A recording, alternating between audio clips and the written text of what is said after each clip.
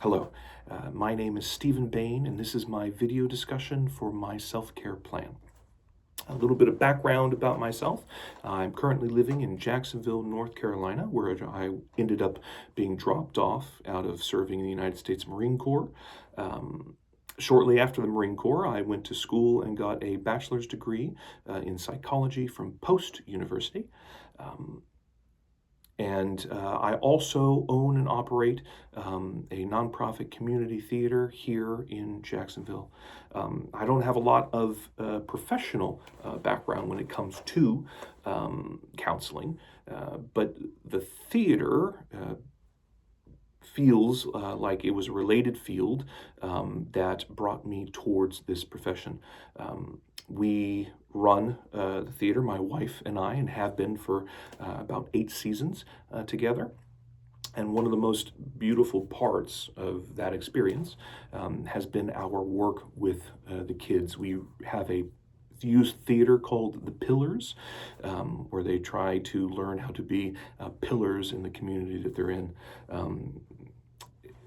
Through working with those kids in narrative and story, we've been able to see them grow immensely in many different ways. They've learned how to get more in touch with their feelings. They've learned how to understand better what's going on in their own personal lives through the characters that they portray on that stage. It's been a life-changing process. Really, it has, and it's what led me to the idea of being able to step forward into a profession that allows me to do that with more people. To help them relook at their life and help them find a way forward in dealing with their circumstances and what they're going through. I'm very excited about this course. I'm very excited to get into what I feel is the meat and potatoes of counseling, learning how to build relationship.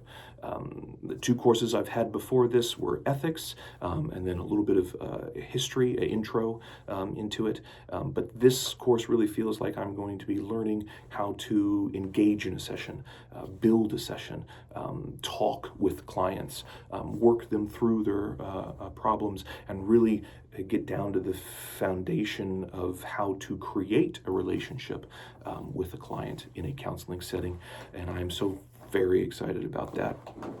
I'm looking forward to getting a lot of feedback of how I can better myself, how I can better relate to clients, and how I can truly build my tools that I can use in this profession. One of the things about counseling is what this video post is about, is that the idea of a self-care plan. Being a counselor and working with people, pouring into others and helping them through what they're going through, you have the tendency to leave yourself behind. It is imperative that counselors have self-care so that they can continue to serve others. And I've always thought of it with this picture of everyone has a glass of water, and we pour out that water to others to help fill them in their lives. That's what you do as a helper. But at some point, your cup has to be refilled, because if it isn't, you have nothing to give. Self-care is very important. And I have a lot of self-care practices that I have and set and want to maintain through this process so that I have enough to give others. It's threefold for me. First would be my physical self-care. I ensure that I work out about 5 days a week, at least 30 minutes a day. It's nothing too intensive, whether it's weightlifting or I have a bicycle. But I try to keep everything moving forward. Physical health is extremely important. It is, an extension of who we are. And if I don't maintain that, I know that I would be mentally challenged, emotionally challenged, drained for myself. So that's is what I do. I try to do that about 5 days a week. Sometimes it helps at the theater when I'm singing and dancing. That helps to keep me active and moving as well. I also take a lot of time to focus on emotional care. I journal a lot. I'm a very heady person. I'm kind of focused cognitively. My wife says I'm always in my head. And I've really been trying over the years to learn how to be more emotional and process those emotions. And one of the things that really helps me is journaling. I write everything down, I observe it and check it. I do this normally twice a day, in the mornings and at night. And then I am able to look at the emotions I've experienced and what I've gone through, and I can then analyze and understand them from the perspective I'm comfortable with. The third facet of it would have to be my spiritual facet. I am very much a believer of Christ and follower of the way, and I ensure that every day I start in a period of silence and solitude, followed by prayer and usually scripture reading. It's a foundation of my day because I'm always trying to refocus back to Him, so I know how to move forward in my day.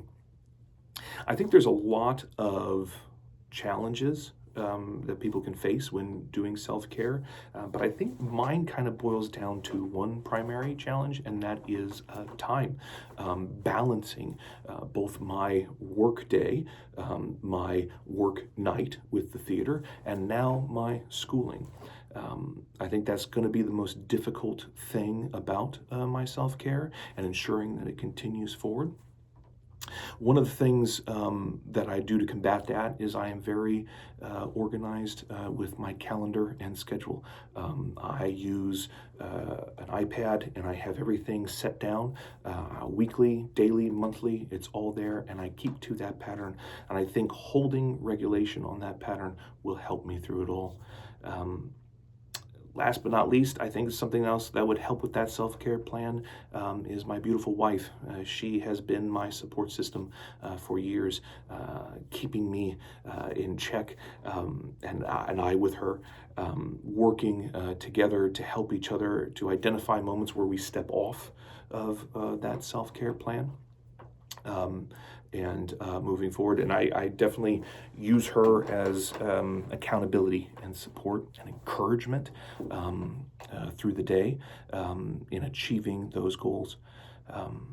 That's my self-care plan as a whole. It's going to be interesting. I have maintained it for myself with what I've already done in life, and it's been a fantastic pattern that has helped me forward.